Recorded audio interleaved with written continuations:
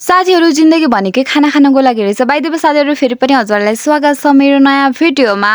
So साथीहरू मैले भनिसकेँ नि जिन्दगी भनेकै खाना खानको लागि रहेछ क्या। मैले सोचिरहेको छु जिन्दगीमा के गर्नुपर्छ होला, टेन्सन लिनुपर्छ होला, बट जिन्दगी भनेको त खाना खानको लागि रहेछ हो साथीहरू। जति दुःख गरे पनि नगरे पनि, टेन्सन लगे पनि नलगे पनि, जे गरे पनि खाना नै खानुपर्ने हुन्छ के साथीहरू। हामीले जति जिन्दगीमा अचिभमेन्ट गरे पनि नगरे पनि, सक्सेस भए पनि अनसक्सेस भए पनि, स्ट्रगलमा हिटिक रहे पनि, जे भए पनि खाने भनेकै खाना रहेछ। सो साथीहरू त्यही भएर आज चाहिँ हाम्रो घरमा मटन पाक्दैछ क्या साथीहरू। अब छोरीले जिन्दगीमा अचिभमेन्ट सक्सेस हुँदै सकेको छैन, त्यही भएर खाना चाहिँ खानै पर्यो भनेर मेरो बुवाले चाहिँ आज मटन लिएर आउनुभएको।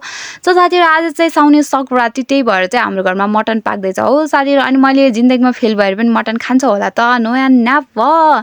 सो साथीहरू आज चाहिँ मैले खाना पकाउँदैछु। यो सो भन्ने पनि कति धेरै भने हो क्या मैले यो भिडियोमा। छ्या मलाई त झ्याउनै लागिसक्यो साथीहरू।